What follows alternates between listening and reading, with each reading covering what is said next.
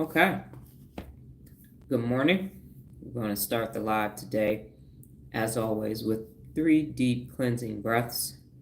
This is practicing emotional regulation, weakening the hypervigilance of the amygdala, the limbic system, and strengthening the prefrontal cortex.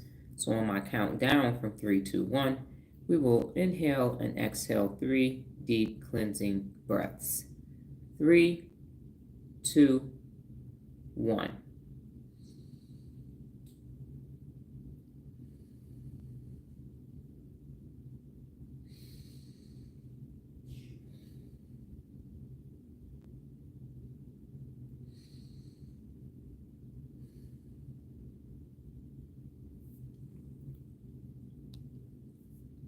Good morning. It is me, Dr. Donna Thomas-Rodgers. I am Dr. Leslie Darnell Thomas, granddaughter of Arthur Jethro Evelyn II and great-granddaughter of Levi Thomas. Welcome to your morning mental workout.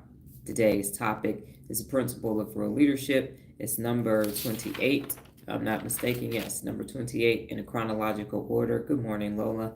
Help others. Help others. And the Dr. Donna quote for the beginning to open the live is, good morning, Sean. Helping others is what real leaders do. Helping others is what real leaders do. And I'd like to make the distinction, okay? Helping others is not helping helpless people, okay? That's what unaccountable people do. Unaccountable people go help helpless people, and then they post it on social media, put it on the news, brag about it, and say, hey, look at all these helpless people I helped. That's not what we're talking about. The standard of excellence over here to be a real leader is to be the best. So when you are helping others as a real leader, neurologically, you're helping them become their best. You're not just giving them fish so they can eat for a day. You're teaching them how to fish so that they can eat for a lifetime. So think of it as empowering others, which is one of the 74 principles of real leadership, and not this, you're giving them skills and the ability to break strongholds, generational curses. You're teaching them how to do things they never thought was possible. You're helping them have that wire-fire connectivity of new synaptic connections. So you're helping them be extraordinary. I'm live every day teaching you how to become a bad mofo too.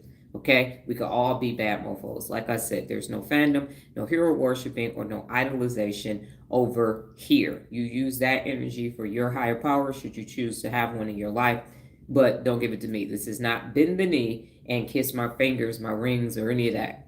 Helping others to become their best. So just want everybody to be clear, it's to become your best, not to just pick you up out of a hole that you jumped in, that you willingly jumped in, but to be from here to the galaxy. So now that we have that as a foundation, we will understand that that is what I am talking about from a real leadership perspective when I say help others. So here is the definition of helping others. Helping others means to take action through your words, your resources, your skills, or your time to support, assist, or improve another person's situation, well-being, or ability to achieve a goal. It involves intentionally providing and without expectation of personal gain, often motivated by empathy, compassion, moral duty, or sense of community. So the reason why my 30-day challenges are $30 because it's $1 a day and it's affordable. So nobody can say, very few people can say, yeah, that costs too much. I ain't gonna be able to do that, doc. It's $30. So you lost your damn mind. You out here asking for $30. This is crazy. For the amount of output that you get, it's Kevin has told me, I don't know if he's on here yet, you ain't charging enough. This is a steal of a deal. But the science of getting rich says offer more in value than people are paying for. So the $30 is enough of a price point, the barrier to entry, but the effort that you're going to have to produce is the sweat equity. And that's my way of helping others, because most people are like, oh, I just throw some money at the situation. I'll donate to charity. But people need resources, they need skill development. In my case, they need to understand how the brain functions so you can help others in other ways simply by just giving them food and money. That's not enough. I see people all the time with a lot more money than me, and they are confused. They are definitely confused. I find myself, I was having a conversation with one of Noel's clients yesterday about his 4 children, or 2 of them don't want to go to college. And she was like, well, you have a doctorate. What are your thoughts on college? So I only have a master's degree. I was like, college ain't for everybody. She didn't go to college, so you don't have to go. So sometimes helping people with simply some wisdom, some advice, some clarity that people need. So it isn't just attached. Do not let unaccountable people think you're helping somebody by giving them a place to stay so they can get back on their feet. No, sometimes people need help to get to the next level. They don't need a place to stay. They don't need to be on their feet. They already 10 toes down, but they do need some information so that they can get to their next level of growth. So here are some key elements. It's action oriented. So it requires doing something tangible or intangible to assist. So something tangible is giving somebody a job, giving somebody a place to stay. That's something tangible. Giving someone a skill that you have. But intangible, sometimes you get off the live and you can't quite put your finger on it, but you got an answer, or you got a piece of information that you didn't have for yourself. So there's this clarity that you experience that's you can't touch it. You can't go, ooh, let me touch my clarity this moment. Oh wow, my amygdala ain't hijacked. You can't touch your amygdala, but now you know when it's being hijacked. You can't touch your prefrontal cortex, but now you're thinking clearly. That inhibition control got you so you're not slapping the shit out of people no more. So that's an intangible way to help someone. You can't touch it, but you know it's there. Next is others focused. So it's centered on the needs, the challenges, or the goals of another person or group. I have been soon to be August 13th on this path for 12 years. And I just couldn't figure out, I'm like, why can't people be their best? Why can't people be their best? And finally, last year, it's neurological. It's neurological. We're not wired for personal accountability. We're not wired to be our best naturally because of negativity bias, because of hijacked amygdala and all of the biases and all of the isms. You're not naturally waking up saying, let me use my brain today. Let me use my brain today. And so that's where I come in. I'm others focused. There are almost 6 billion adults in the world that don't know how to use their brain. I call that, to quote Floyd Mayweather, academic. That's what he said about the pandemic for COVID. So hence, y'all need to use your brain. Okay, so it's centered on the needs, challenges, or goals of another person or group, helping others. It's intentional. So it's done with purpose and awareness. It's not by accident. It's not by accident that I'm sitting here with you this morning, 5:30 Pacific Standard Time for myself, telling you what you need to do in order to learn how your brain functions and how you can use it to become your best. It's on purpose. I don't do anything without a strategy. And then number 4 is altruistic components. And so it may be driven by selflessness, though it can also coexist with mutual benefit. So when I say that when you are in a challenge and you do something, some of you have done side experiments, you are helping to develop the research and further the cause to help humans, adult humans, to be able to become their best. So that's what I get the benefit from me. If we're going to say what is the return on my investment, I am conducting real world experiments based upon you allowing that to occur, to say, okay, now what if we do this? Now what if we do this? Okay, so that works. So yes, you can create a synaptic connection and get some type of change in the basal ganglia from a habit perspective, or have those neurons wire and fire in 8 days or less.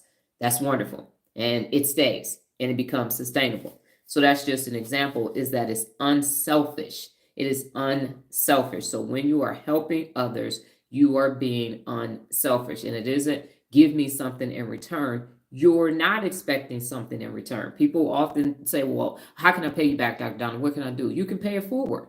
You can go in your community and teach other people how to become personally accountable and a real leader, because that's how we change the world. I can't get to 6 billion people by myself. That's going to be virtually impossible. It's not. Everybody ain't going to be online at the same time. Everybody's not going to be on board. And sometimes hearing the message from me isn't effective, because y'all looking at my now, to quote Tamala Mann, but y'all don't know my then. So what happens is, and Nola explained this to me the other day, she's like, but you ain't even really never had no unaccountable existence. The most you did was you embezzled some money from your own company in JA. And that's because I sold all them damn calendars and they wanted me to give them all the money. I was like, I think we need to do 50-50. I was out here on the street pounding the pavement. Why y'all getting all the money? I know y'all gave us the calendars up front, but I felt like that was an investment. I didn't feel like I should have been giving y'all all the money. That was a lot. Hence, like, see, this is pimp shit right here. Anyway, I digress. So I did that. So if you talk to anybody that knows me that was there at the time, when they say, how much trouble did you get in? Everybody said, when you stole that money from JA. Now I'm 52 years old. So if your whole childhood, everybody got the one time that you messed up completely, that you got in trouble, 6 weeks of punishment, then you can't see that. So she explained to me that other people need to see it from somebody else's perspective, because you can't see it when you look at me. But when she starts being on my Instagram and TikTok lives telling how much unaccountable she was, now you'll be able to see it in someone else. So that's why it's so important for you to do it in your community, because people need to hear it from you. People love, respect, and know you. They don't know me. They're like, who is this stranger coming into our environment? So that's the whole purpose of it. That's the whole help others, so that I help you, you help them, we help the world become a better place. What questions do you have about the definition of help others? Or if it's clear, let me know, because I want to get into, after this, the neuroscience of helping others. So if it's clear, thumbs up. Yes, clear, no questions, in queue, just so I know that I can proceed to the next. You could be like, damn, I didn't even know help others. That was the definition of help others. Who knew that there was actually a definition? Because there is. All right. So the neuroscience of helping others, because over here we want to attach everything to the brain. We want to attach everything to the brain. So you can be like, I don't trust that. Nope, it is neurological over here.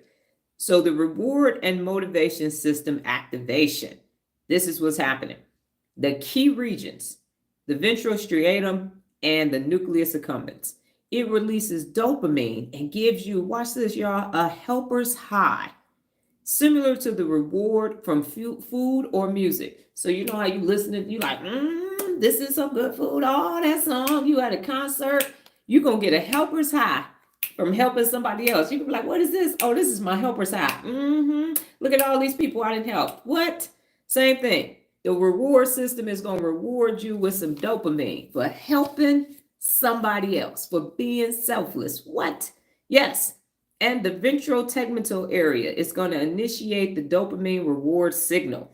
So in effect, it helps trigger intrinsic motivation and feelings of joy, reinforcement, and the desire to help again. So every day I'm on a live and Lola tells me how far she's come. Kevin says, I can learn more from you in 7-8 months than I did in all my time of going to college. That is empowering for me. And I said, see, this was worth it. I'm going to go ahead and wake up tomorrow and do this again. I'm going to go ahead tomorrow and wake up and do it again, because I'm getting a dopamine release. And that's better than $30 billion. Because just because you got $30 billion don't mean you're happy. It don't mean that you got any type of dopamine release. You think it's immediate. The big like, ooh, we's rich. And then nothing. Because once you have the money, you have the money. And that's what most wealthy people figure out. Now you still got to wake up and have a reason to get up in the morning. And it ain't to go shopping. Because once you got a bunch of stuff, then you just got a bunch of stuff. All right, so that's number one, reward and motivation system activation. And I said motivation on purpose, because in that instance, it did make sense.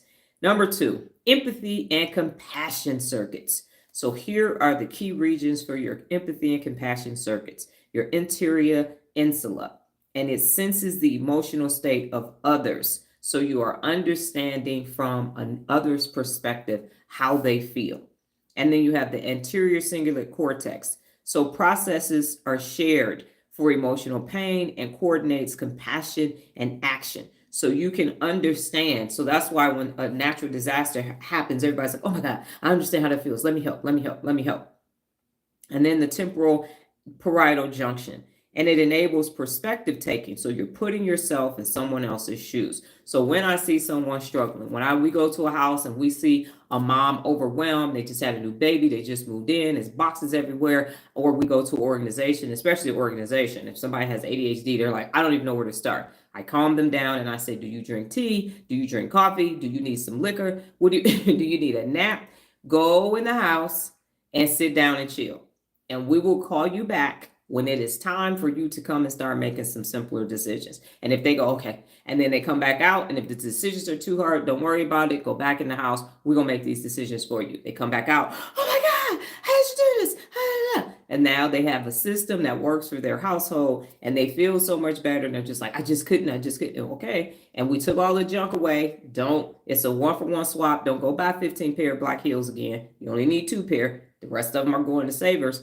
That helps. So that's that empathy and compassion that takes place, and everybody is just so relieved. They're just so relieved, like, oh my God, I'm gonna give you a review. Oh my goodness, this is so amazing. You just don't know how long. It's been like this for a year. It's been like this for 2 years. And so we've cleared all of that up, and they have a better existence. Because remember, one of the 74 principles of real leadership is to eliminate the clutter. So clutter on the outside is clutter up here. So you can't even think clearly. You just come home to it every day, and you just stress.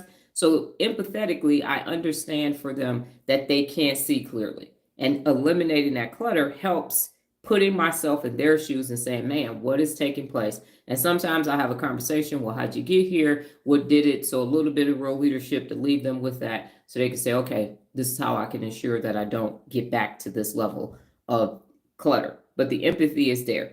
Next, it affects, so in the empathy and compassion circuits, the effect is it makes you attuned to the needs of others and drives compassionate decision making. There have been times when I have gone to appointments and I have told Nolan, I may have told the story or not. We had to do 3 IKEA Nordley beds. And I was like, I'm not putting shit together in the garage. And I was mad and everything. Got in the house, found out it was a newborn baby. The family had just moved and they were not American. And my ass is tiptoeing, quiet, going in the garage and doing everything else that I didn't change my decision making because I saw the situation for what it was. And I was like, nah, we can't. They need beds. I got it.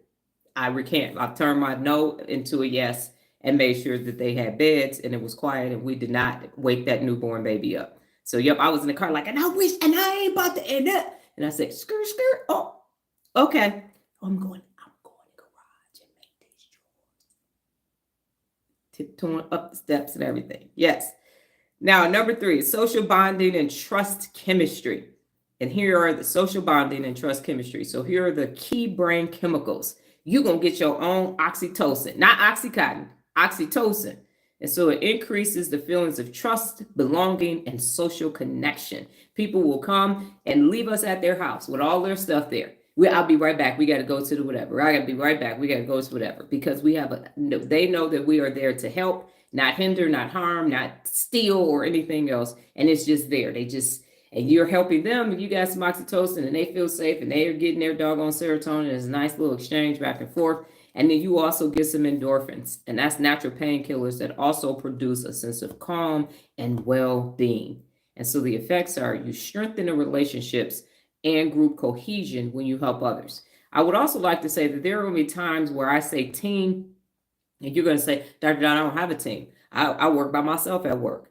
Your family, your friend group, your sorors, your bros, the people at the religious institution that you go to, those are the people that are on your team. So that's how you have to start thinking of teams. Real leadership is everyday leadership for everyday life. So it isn't, well, I'm not the CEO. You are. You're the CEO of Me Incorporated, and anybody that you interact with. If you coach youth sports, if you are a counselor somewhere, if you go to 12-step meetings, whatever it is, wherever you go, that group of people is on your team. And sometimes you might have a dysfunctional team, and some people might need to get traded or gone, fired. However, everybody that is in your niche, in your nice little retinue, your small council, that's your team. That's your team. And I actually have a video about hiring your friends, because some of them might need to be fired. Okay. So so you're strengthening these relationships. And when you help others, you're releasing, receiving oxytocin and endorphins for that.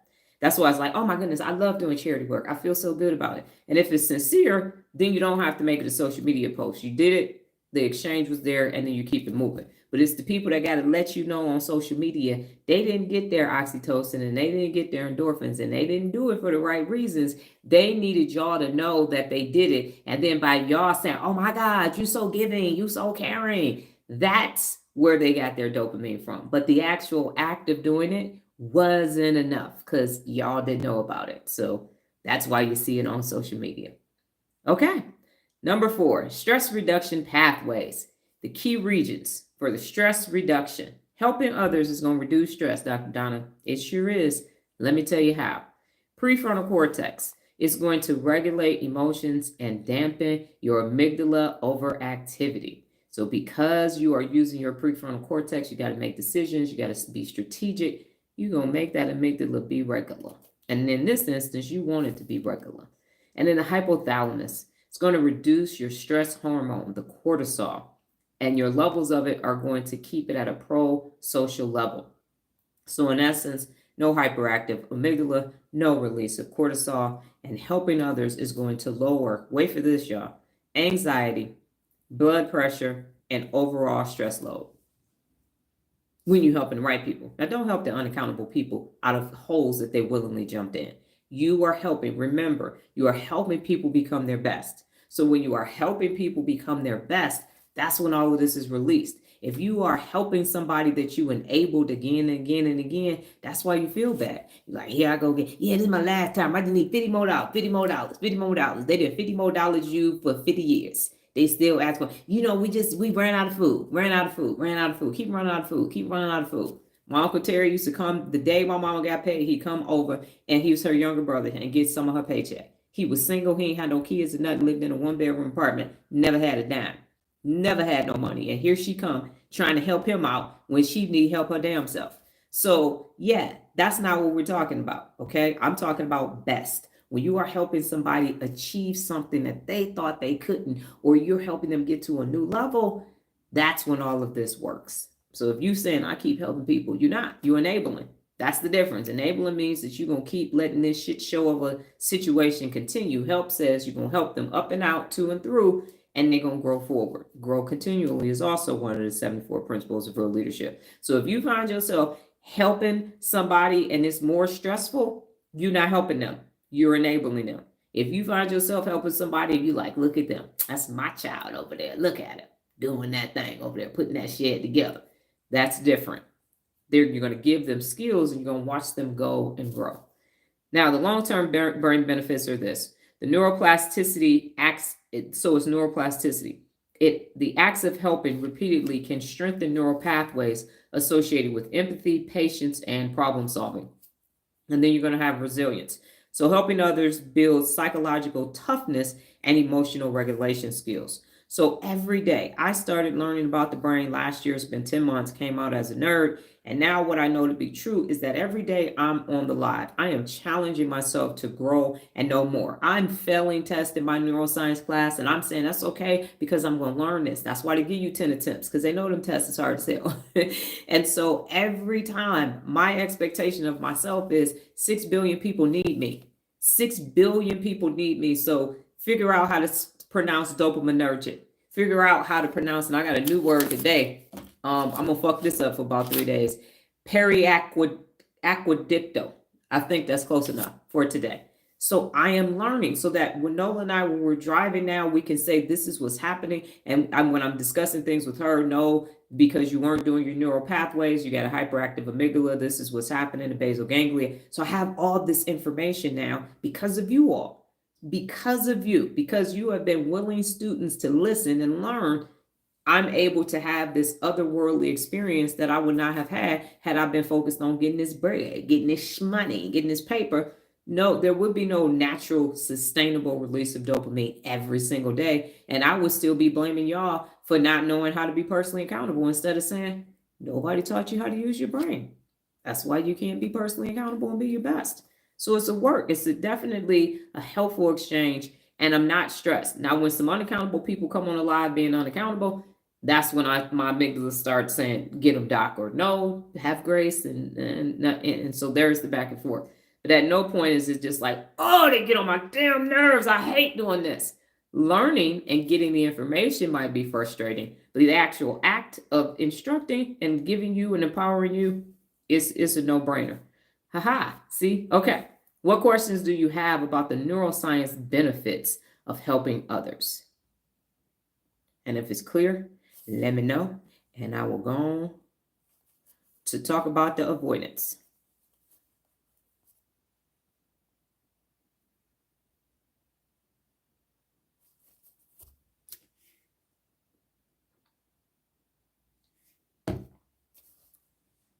Are we clear? Clear. Okay. So why would people avoid helping others? I'm glad you asked, Kevin. Here are the brain regions that are impacted when people avoid helping others. When people avoid helping others, the brain shows a different activation pattern compared to the pro-social helping behavior.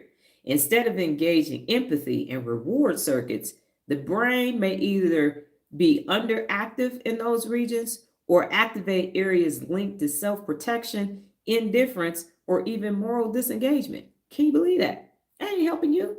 I watched my mother and my sister do it a lot in my lifetime. So the brain regions impacted when avoiding helping others. Here's what it is. So there's reduced activation in empathy and compassion circuits. So the anterior insula has less emotional resilience with others' feelings, reducing the ability to feel what they feel. Fuck your feelings. I don't care what you feel. Don't matter what you feel. Anterior cingulate cortex. It's a weaker processing of shared emotional pain, lowering your compassion motivation.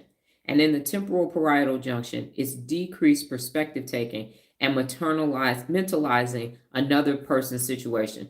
And I think I've told this story before where Nola and I were at CVS, and my mother and her husband used to live 2.9 miles away from us in the senior community. So it's a golf cart community. So senior citizens are all over the place. We were in the park, the Walgreens parking lot, and there was an older woman there, and her car had stopped. And so people got out the car to push her car into, because it was in the middle, to push her car into a safe space. And then they left. So I was talking to her and saying, okay, what's happening? And she's like, so my brother has, she called the AAA to come get the car because it was going to need to be repaired. But her brother needed to come and get her for something. I forgot. Nola probably can tell you. So I called my mother's husband and said, you have to go pick her brother up so you can bring him here with her so they can go through the tow truck. And so it took like 45 minutes. So we stayed with her until the tow truck came because it was winter, so it was getting dark. So the tow truck comes and she's like, oh, I got to have your address and I need your phone number and all this stuff because you helped me so much. So we go back to because we were on my way to my mother's house. We go over there. We're telling my mother the story. She don't understand why I had to call her husband to go get this. And I'm looking at her. And then I'm saying, yeah, so she got her car and they towed the car and everything. She's like, well, okay, good. That was it. She's a senior citizen. Didn't think that one day she might be stranded somewhere and somebody might have to do. Didn't think anything. Couple months later, I get a letter in the mail. She just sent us Applebee gift cards and a thank you note saying, thank you so much for helping me. But I'm telling the story to another senior citizen, and it did not resonate with her at all that this person was in distress. Her car needed to be towed. She needed to get back home, and we sat there and waited for her. And again, my mother, she acted like I said, yeah, so today is 67 degrees outside, and the sun is shining. Oh, okay. And that's it. So that's what happens. And so what ends up happening when people decide not to help others, there's this diminished reward and motivation response. So the ventral striatum and the nucleus accumbens, little or no dopamine release from helping others related to reward. So they have no dopamine release. They help somebody and it doesn't happen. They don't feel good about helping it. So no dopamine is released. And in the ventral tegmental area, there's less reward signaling and initiation. So it reduces the drive to act pro-socially. It reduces the drive. Now, my mother will send everybody and their brother a birthday card out, and she will call people. When she feel like doing it, she wants to do it, and then you owe her. Thank you, praise. Oh my God, thank you so much for thinking of me. Even if the gift is bad, it don't have shit to do with you or nothing else. You're supposed to say thank you because she was motivated to do this thing for you. That's not help others. This lady 1 year for my birthday gave me cheetah print luggage. Now, can y'all imagine me? I'm pretty, I know I'm animated, but have y'all seen me in cheetah print anything? Black and white, I'd be like, and I had just bought my own luggage, and I was like, okay, yeah, thank you. Don't you like it? And I thought this was so good for you, because she's sanguine. So now I have to act like I'm gonna be walking through it. No, nothing's wrong with cheetah print luggage if that fits you. I had purple solid color Samsonite luggage that we still have, and that cheetah print luggage. But fortunately, when something, I think COVID or something hit, I was able to zebra hard case. I'm sorry. So it was zebra hard case luggage with no pockets. Anybody know anything about luggage? Samsonite is the luggage. You got all kind of stuff. So the hard case luggage that she gave me as a gift that I was supposed to enjoy. So again, that's not helpful to me. I'm not going to be going through the airport with no zebra print. It's not for me, for somebody else, but I'm practical when it comes to luggage, and I got purple because everybody has a black bag. So royal purple, I'm going to see it coming. I know that that's mine, and it had all the compartments and everything that I needed. I did. We ended up giving it to somebody else after that shootout that they had here in Las Vegas. People lost their luggage, and so we ended up, yeah, we did, and they were very appreciative of it. But no, so my point is, it wasn't helpful, but she wanted to feel like she was doing something. And so when she does it, you don't ask her for it. Now, the things you ask her for, she's not going to give you. You're never going to get what you need from her. She going to do what she feel like doing, and you better like it. Take it, and that's it. Okay, so next is the heightened self-protection and threat processing. This is why people don't help others. The amygdala has increased focus on personal safety, resources, or risk, which can override empathy. Well, if I help you, I'm not going to have it. If I give this to you, I'm not going to have it. And what happens is, neurologically, and there's a great book, it's called How to Live Off of 24 Hours with the Human Machine. No, I'm sorry, Greater Than Yourself. Another reason why people can't give or help is because they don't have it up here. Neurologically, they don't have the connectivity to be able to give you information because they only got a little bit of information. They only got a little bit of skills. They only got a little bit of mental resources. I don't have a problem with that. I got 11,845 YouTube videos. So I have no problem giving you information and counting, contributing every day to my YouTube channel. I got 15,900 YouTube Instagram posts and thousands of highlights. And so it's no thing for me to say, oh, that's how you do that. That's how you do that. This is how you do it. But when you only got a little bit, the amygdala is like, the left amygdala is like, don't tell them that. And the right amygdala is like, don't do that for them. And so then you have this new word, periaquedicto. I think that's what it is. Periaquedicto. It's spelled Periaqueueductal. Periaqueueductal. Periaquedicto. Aqueducto. No, it says it is dictal, even though it's a U. Great. So it's the PAG. And again, part of it is my Midwestern accent and these high ass cheekbones.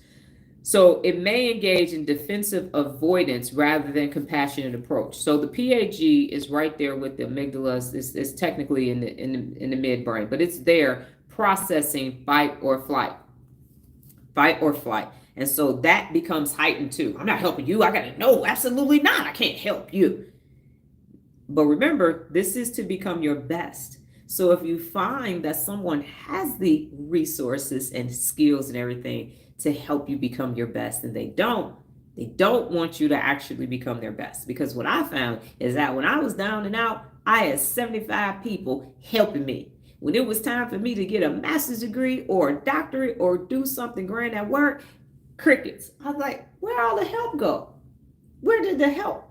Oh, okay, no help. So people will help you to a certain extent. And then if that means you're going to grow and go past them, you're not going to get no help. Like, oh my goodness, all I need is a place to stay overnight for my plane trip because I'm getting ready to move to Europe. No, we don't have no room. Nope, look like you're going to have to be in a hotel. I think you could do a short-term Airbnb, but no, we don't. Can you take me to the airport? Because I'm getting ready to leave and go do this fellowship in Paris. No, what time? Oh, no, nope. I'm going to be not there helping you.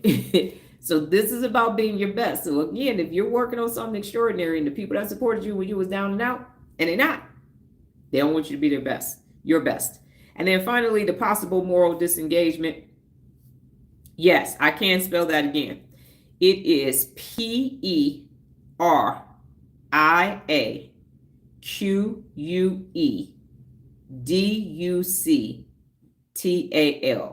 Periaquedicto. Periaquedicto. Gray. Gray. So two separate words. And it is you become defensive and avoidance rather than having compassion. Okay, number 5, you have moral disengagement pathways. So the possible moral disengagement pathways. So the dorsolateral prefrontal cortex can be used to rationalize or justify, it's not my problem. It's not my problem. That's over there with them. I ain't got nothing to do with that. And in the posterior cingulate cortex, it may focus more on self-related thinking than on social or moral considerations. And so when I moved back to Detroit after my divorce, my mother had a shearling for a green army, forest green shearling that she got from New York. And those things are warm as hell. And so what happened was Hurricane Katrina took place. And so some of those people moved, Hurricane Katrina was in August, so they moved to Michigan. So they needed everything. So I had a shearling from a store. She had one, and we had some other ski jackets and stuff. And I was donating. I was on my way to Target to buy some stuff, toothpaste, all of that. And I was like, we got to get them these coats. They don't have no coats. And me and her standing there in her atrium, holding the coat back and forth. Why I got to give them my coat? I'm like, lady, you got fur coats. You got a bunch of other coats. You got wool coats, cashmere coats. They don't have any coats. None. But I had that jacket, and I remember I'm like, but you don't even wear it. I do. I wear it on the doggone weekend when I got my jeans on. So finally, I had to convince her they don't have a coat. We standing in front of your coats closets, okay? So give them the coat. But for her, parting with that one coat when she had probably 15 coats was insane. Not my problem. We could go do something else, but I can't let go of this doggone coat. No empathy for people who have nothing. Their house is underwater. They don't have anything. But yeah, so again, instances of her. So anyway, you feel like I can't, that's their problem, and I can't give you anything because that's going to take away from what I have, even though I have a lot. And we have this issue with people when we're doing organizations, 30 computer bags, 55 pieces of luggage, and they live by themselves. Yes, Sean, Lola, Sean is saying thank you for that. So anyway, in essence, this is why people don't help others for the various reasons. What questions do you have about why people don't help others? And if it's clear, let me know. And I know I talk fast, so feel free to ask me to repeat, and I will. Anybody not help others? Seems like it's just her. It's her daughter too. It's her daughter. It's people at work. We come across people too that don't help others. Yeah, I'm just using personal examples. So yeah, it's people at Frito-Lay when I was there. People in the Army, like, not my problem. I'm over here shining my boots. I don't care. So it's definitely a niggardly, and niggardly is selfish, a selfish nature of people. Kevin potentially may be looking that up. All right. So now we have Dr. Donna's perspective grounded in neuroscience to help others. And here it is. Real leader perspective to help others. And some of this stuff will overlap because once you hear something 3 times, it gets indelible in your brain. Neurons start to fire and wire. And the next thing you know, you are on your pathway to using these principles of real leadership. So a true leader understands that success is multiplied when it's shared. Helping others is not charity. Helping others is not charity, it's strategic.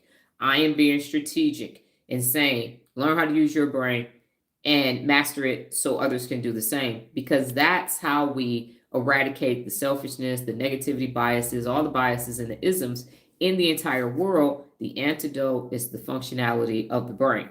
It is strategic, and it is brain-based leadership skill that strengthens teams, builds trust, and fuels sustainable performance.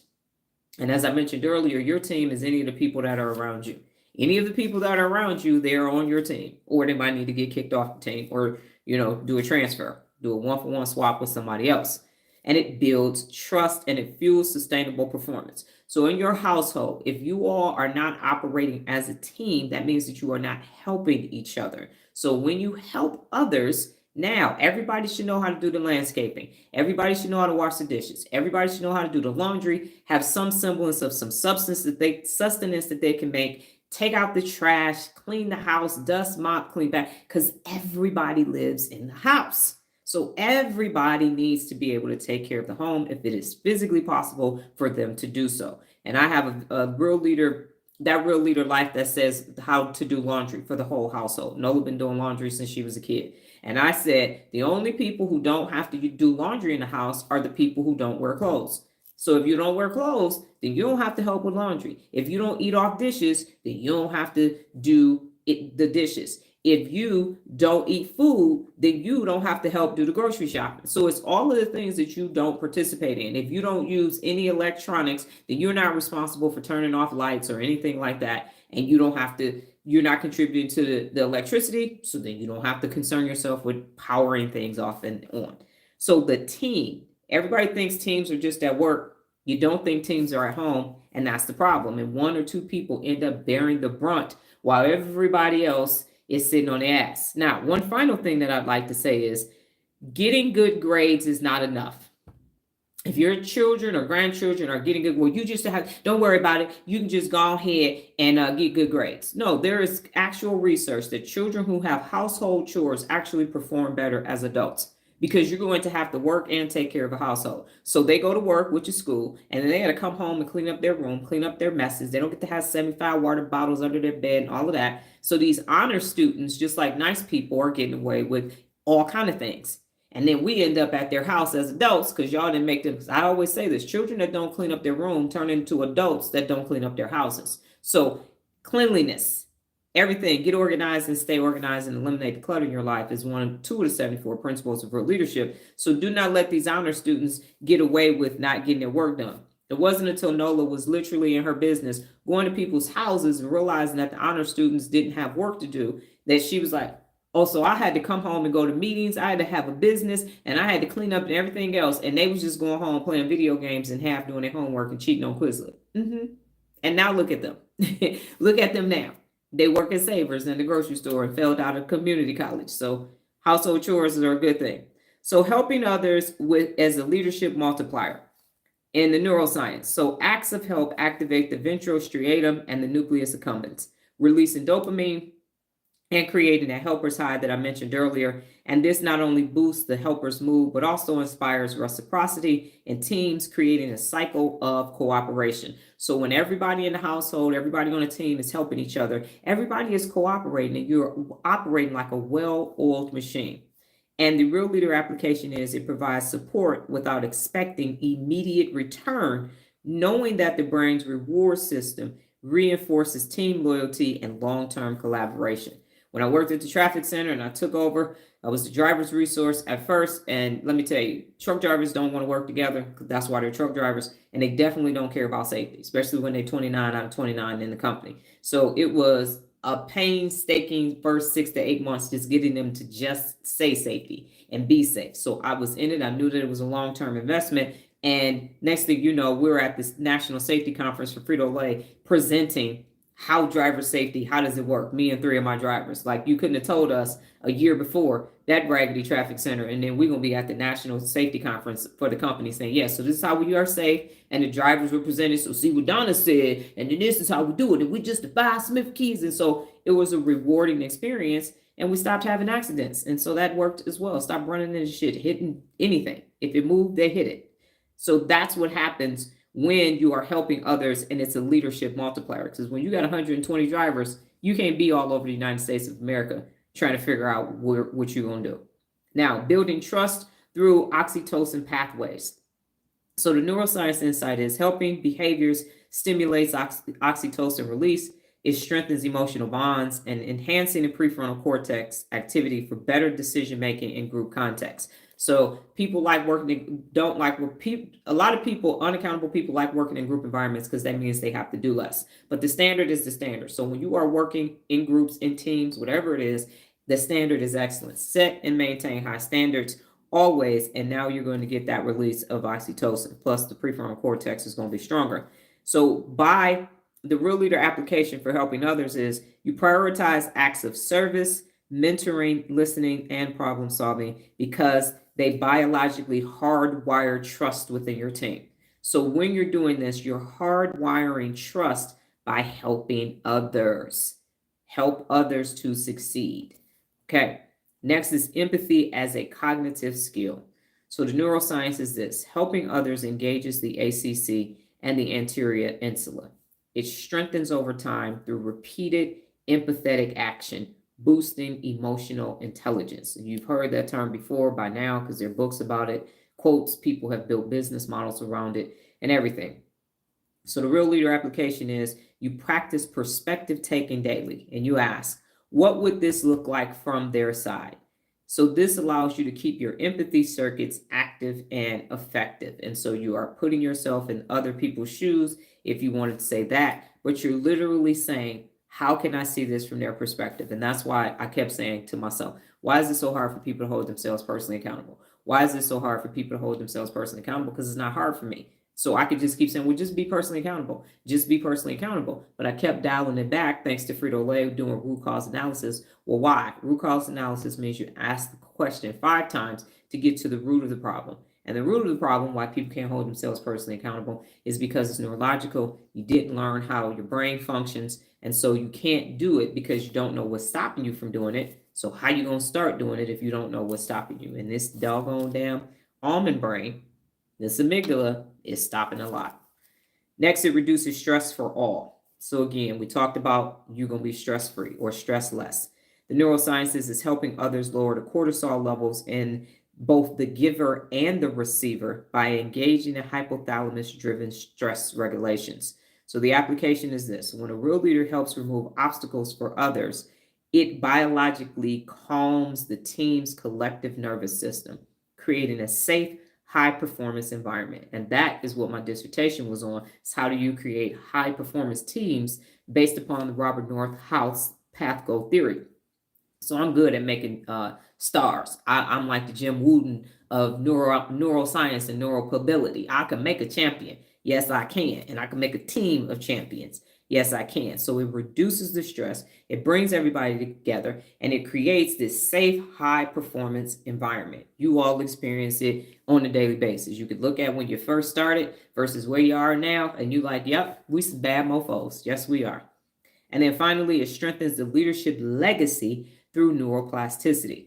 So the neuroscience insight is it repeatedly engaging in pro-social acts. It rewires the brain through long-term potentiation. And we talked about that when we talked about the synaptic connections. And long-term potentiation means that neural pathway is hardwired, baby. It's staying. And so it solidifies the neural pathways for generosity, problem solving, and resilience. I have been a helper my entire life. I'm going to help you. And not to the point where I'm sacrificing myself, but to the point where you're becoming your best. Remember, be the best. That's what the objective is in helping others with real leadership. So real leadership application, it makes helping others part of your leadership identity. And over time, your brain and your team's culture becomes naturally wired for collaboration and support.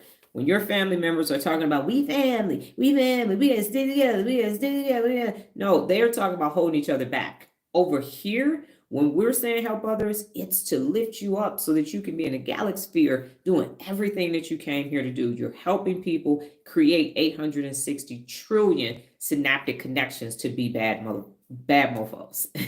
That's what you're doing over here. So that's the difference. It's not, well, we just got to stay together. We gotta do this. No. That's hijacking amygdala. We're not going to stay stuck together. We can grow together, but we can't stay stuck together. I'm out. So what questions do you have before I come around third and talk about the benefits on the real leader perspective of helping others, how it's tied to real leadership? If it's clear, let me know. So at the end of the day, you're wiring your brain to help others for everybody around you because you're all going to be helping each other get to your next level. Okay, and here are the benefits. So a real leader knows that helping others is not only an act of service, it's a brain-boosting strategy that strengthens the leadership capacity, emotional resilience, and your team's performance. And wait, yes, that's correct. Okay. And so you're going to have elevated empowerment and resilience.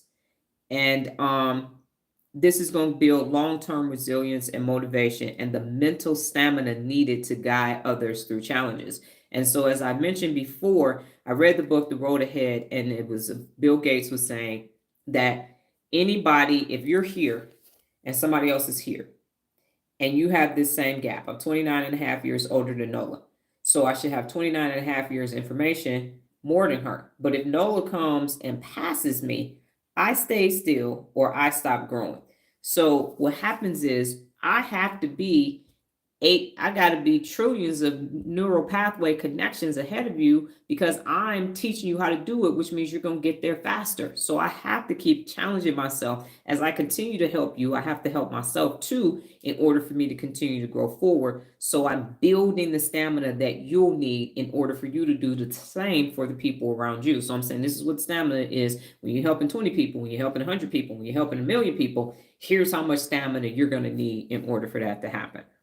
Okay, you're going to strengthen your empathy and social intelligence, and the benefit is this: leaders develop sharper social awareness and better conflict resolution skills and stronger influence. So you are going to become better at handling conflict, and handle conflict when it occurs is possible. That's one of the 74 principles of real leadership, and your influence is going to be stronger because you have empathy and social intelligence. Next, the boosted trust and team cohesion. The benefit from this, from a real leadership perspective, is teams become more unified, loyal, and willing to go the extra mile for the leader and the mission. And remember, be willing to follow and lead by example are two principles of real leadership. So it doesn't mean that I'm always in charge. Doesn't mean that Nola's always in charge. It just means the person with the skill set will be running that particular thing that we need to do. And everybody else is okay with following and helping because they have that unity and that cohesion that exists. Next is going to reduce stress and improve emotional regulation. As I mentioned, leaders remain calm under pressure, and they make clearer decisions and maintain a healthy emotional climate for their teams. If y'all saw my setup for this live, and all you can do is see me and my t-shirt, but if you saw my screen, if you saw my notes, my sticky notes, the selfie lights on this side and that side and everything else, and some people show it with people scrolling questions. Now I'm flip-flopping back and forth in between separate emails. I'm the moderator and everything else. You would be like, because Nola walked out. She was like, yeah, no, I'm never going to be able to help. I can help you with some other stuff, but that right there, never going to be able to do it. So you are able to, under the stressful conditions, remember, I'm learning new words and everything else at the same time. And here I am presenting this very logical presentation to you. That's what happens when you start to help others and you all work together. And finally, enhance neuroplasticity and leadership legacy.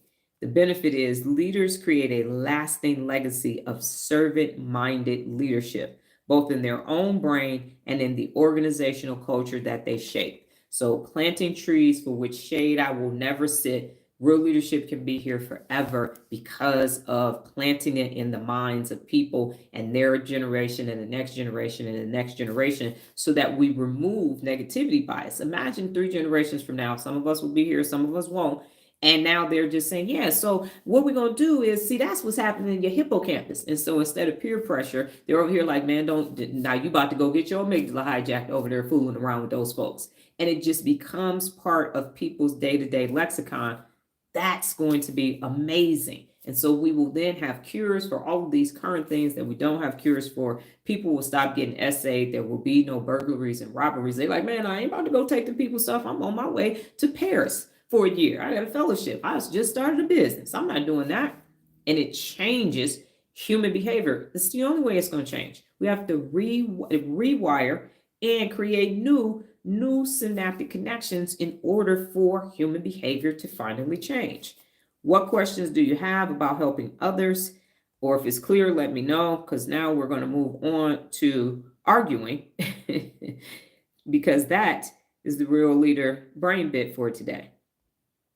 I thought it would be apropos. Dr. Johnny, how you going to talk about helping others and then you're going to talk about arguing? That don't even make no sense. I'm feeling all good. You done gave me, now you're about to create some cortisol for me. I am not. All right. Yes, it is. It's actually in the limbic system, Lola. And so it is responsible for, it processes the fight or flight.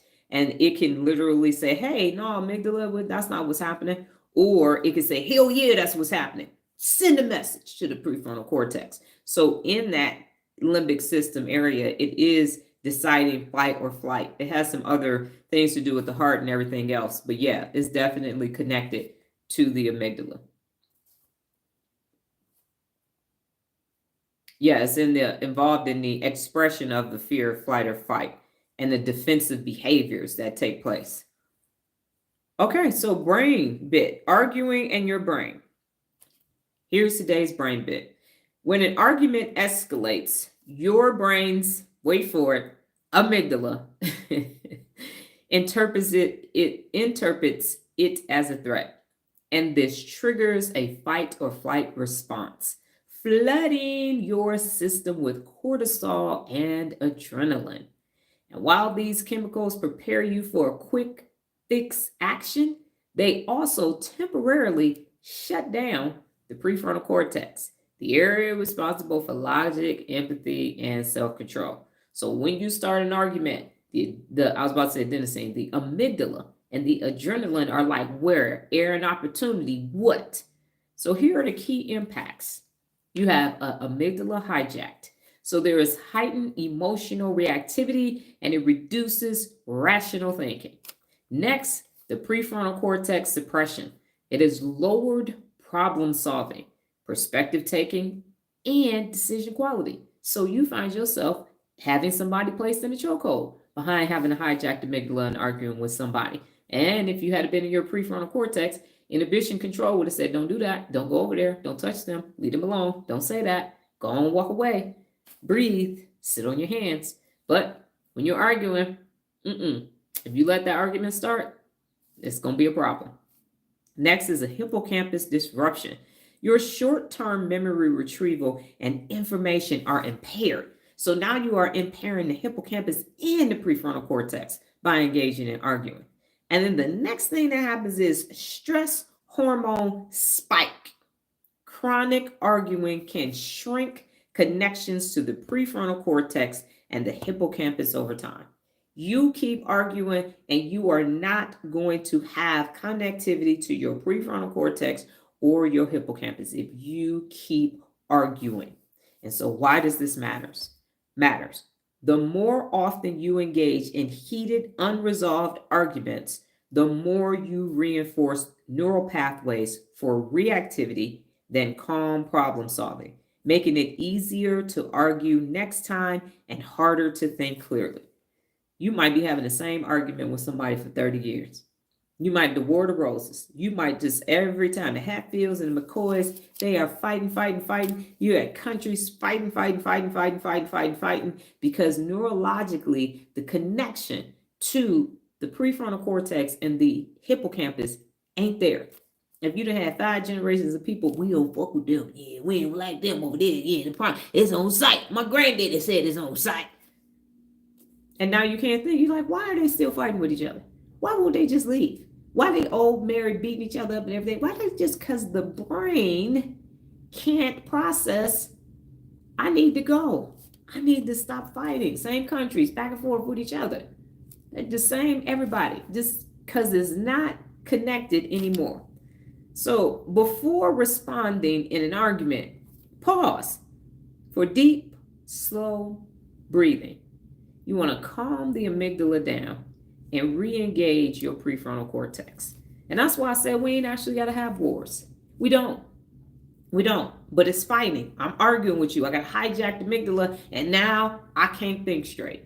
And next thing you know, people are losing their ability to be here because 2 leaders couldn't think straight, arguing. And now they got other people fighting for them. So that is why it is so important to not argue.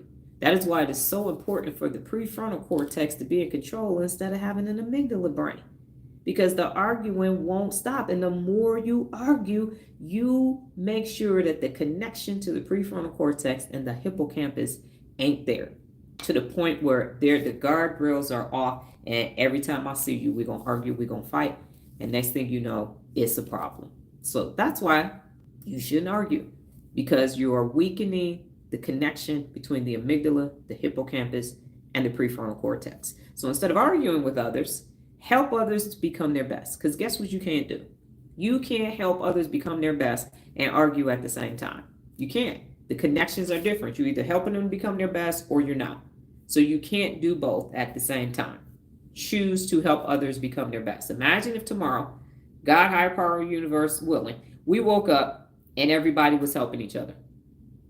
We just all decided neurologically this is the best thing for humanity, and we're going to help each other.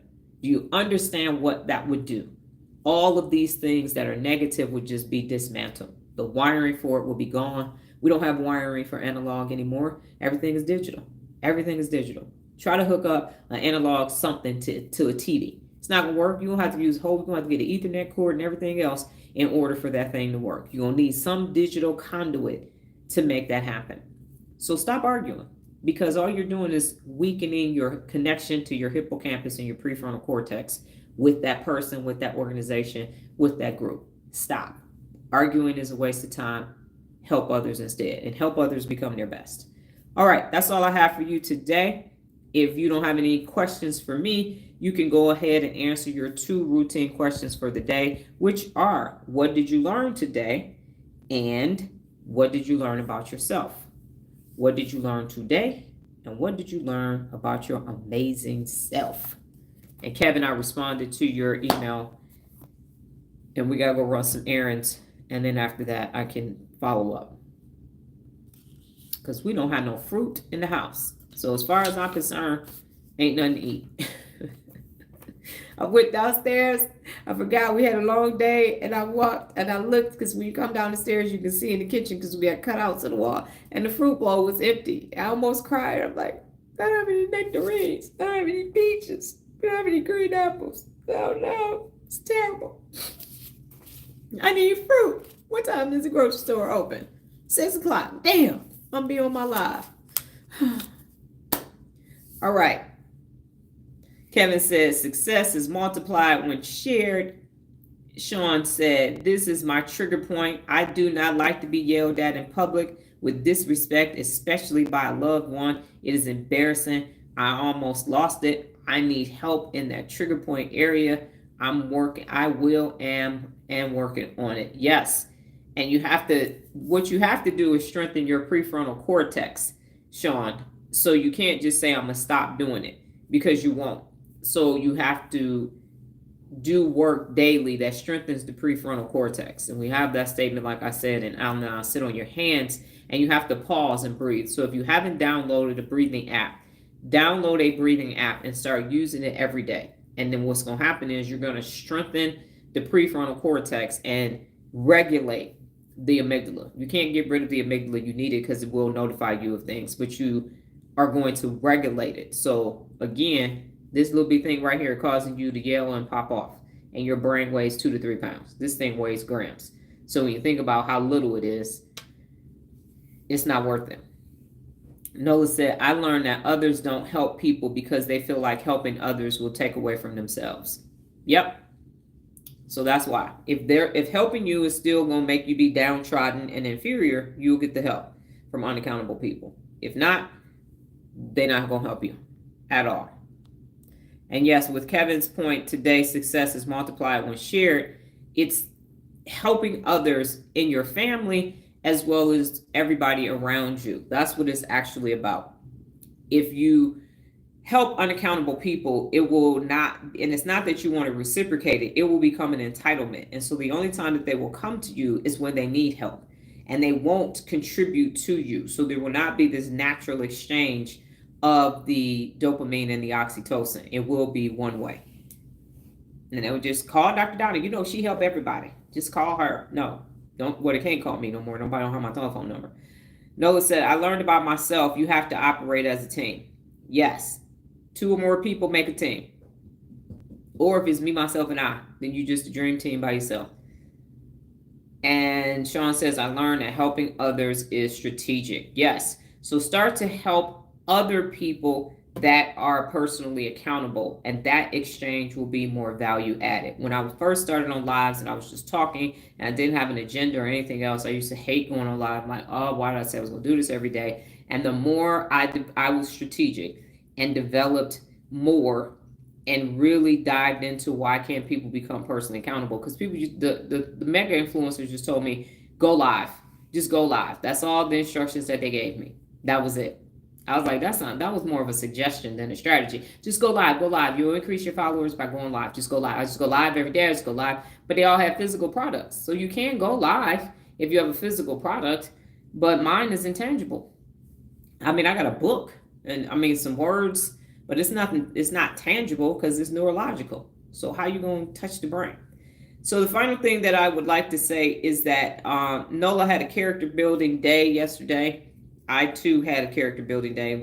As you all know, we had to go build a shed outside, and I'm about to say Saks Fifth Avenue, a love sack couch with 3 recliners. So what happened was we started at about 8:30. It was 90 degrees outside. When we finished almost 7 hours later, it was 111 degrees outside. And so Nola had been hydrating but did not bring enough water. We've had this experience before. Usually she go the whole summer being dehydrated. So this is her only experience. And so what happened was she didn't take breaks, and so she experienced some heat exhaustion. Had to go into the client's house, put a cool towel around her neck, and get some air conditioner. Drink her Gatorade because she was going to save her Gatorade until she got home. And so, as a person who has had people have heat exhaustion, I've been a heat casualty myself from not following my own advice when I was in the Army. And so the client was very helpful the entire time because he started the project and couldn't finish it. So he came outside, he put a fan, one of those Ryobi fans with the water, the mist on it and everything, and he felt bad. And when it was over, he came to the car and he said, I'm gonna get another shed, but I'm gonna wait till it's cooler. So because he has 2 daughters, he went in dad mode. And I explained to him, I am a grit parent. And I explained to him, sometimes you gotta work hot, sometimes you gotta work hurt, but you have to persevere through because that's grit. And he was 53, I'm 52. I said somebody has to be able to take over after us because we're getting older. And so this next generation, these Z's, these A's, these B's, they need grit.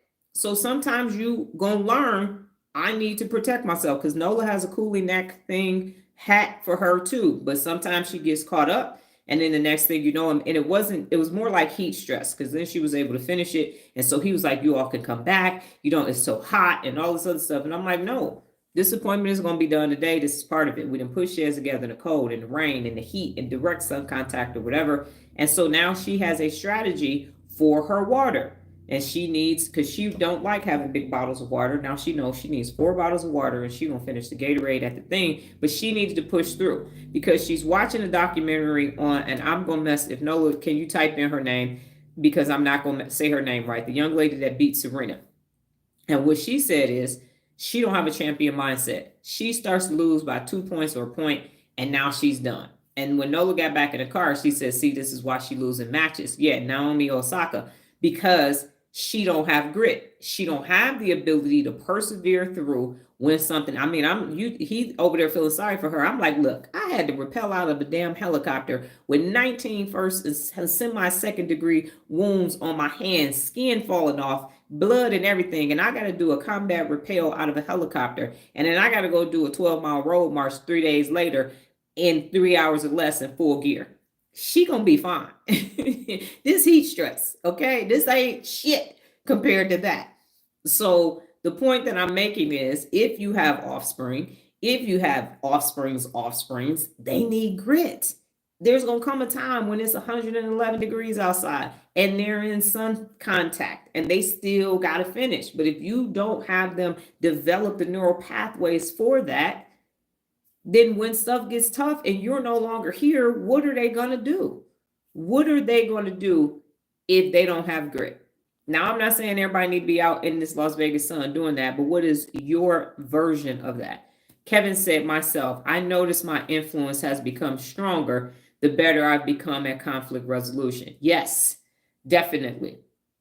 That is what happens. And the confidence is built from the inside out. Lola, helping others gives you an oxytocin boost. It helps you reduce stress and it reduces anxiety. It releases your own dopamine and it helps others show empathy. Stop arguing because it stops you from using your prefrontal cortex.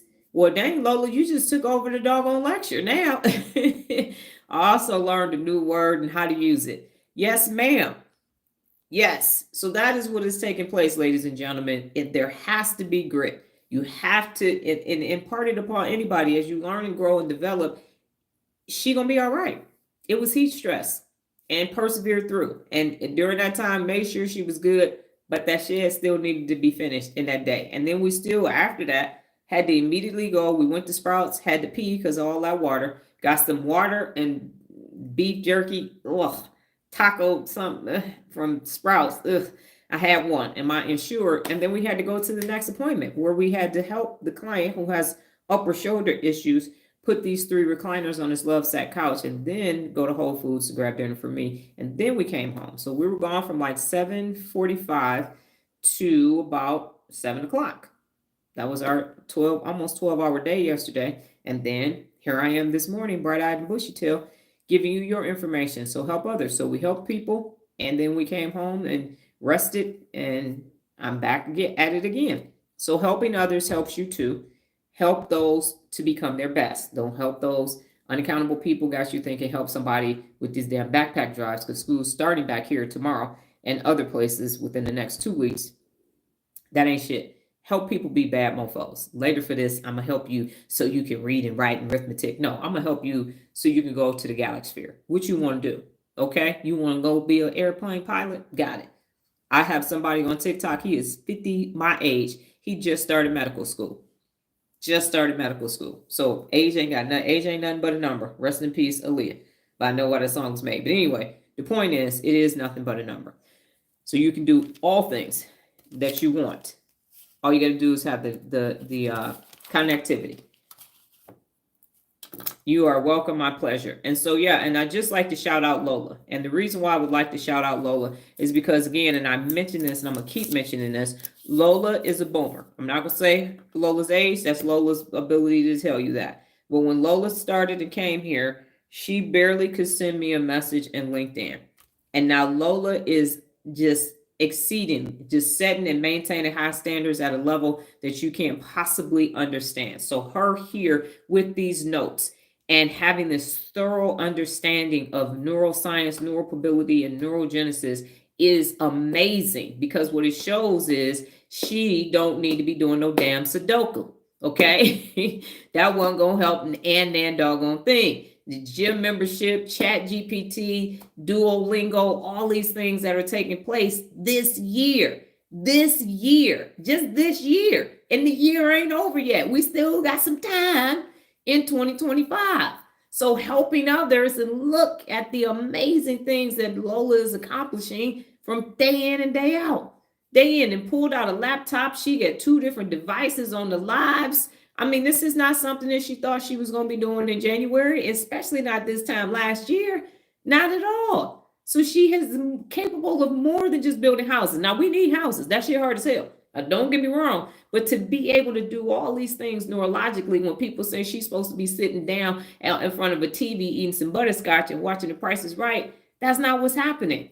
That's why the brain is magnificent. It's the most magnificent organ in your body, because you can wire and fire to do amazing things. So imagine if I was like, yeah, but you're going to have to pay me 10 stacks to get this information. Then Lola's life doesn't change in Act 3.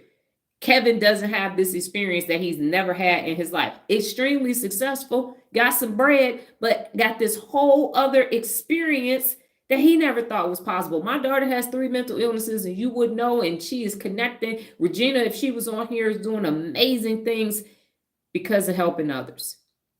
I have been, drove, lived, flown, flew out, and all of that. And it's time for me to plant trees for which shade I will never sit. I can only drive one car. I can only wear one fur coat. I can only wear one watch at a time. I only carry one bag at a time, and I'm done with that shit. That's over. But this is my life's calling. This is my purpose, because you can change, and I see y'all changing, and it is amazing. I don't even have words for it. Who knew? By me coming out as a nerd and putting a brain t-shirt on, bam, things would be changing in adults with mental illnesses, in young people. They like, well, you can't change the young folk, you can't change the old folk, and then the millennial. Everybody can change. Embrace change is one of the 74 principles of real leadership, and that's what you are doing. So if people want to ask you, and I know some of y'all don't use profanity, whatever, but they say, what you do for a living? I'm a bad mofo. I live in bad mofo-ness. That's what I do. I tell me and my brain is over here doing great big stuff. Yes. Exactly, Sean. Exactly. And you have the ability to use this brain. Can't nobody tell you you can't use your brain. What? You got 860 trillion synaptic connections capabilities. You what? Listen, you got 86 billion neurons. You are a billionaire. You got 86 billion neurons. Don't listen to unaccountable people. You a bad mofo. Walk around like unseen. You saying that because you got limited neural capabilities. I understand what's wrong with you. I got it. I understand. Your synaptics ain't synapting it. That's on you.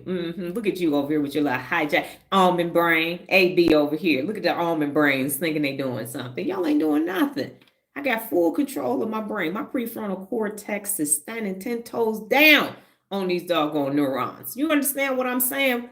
Wear your brain loud and proud. What you doing? Synaptic connections, wiring my brain. That's what I'm doing. What you do? Oh, you watching TV? Oh, okay, yeah. Oh, you going to a party? Okay, got it. All right, immediate gratification. That's what you're doing. I see you don't care about your brain. Okay, cool. All right, but yes, Lola, phenomenal job. Everybody, go off. I'm going to be back tomorrow. Higher power, God, and the universe willing.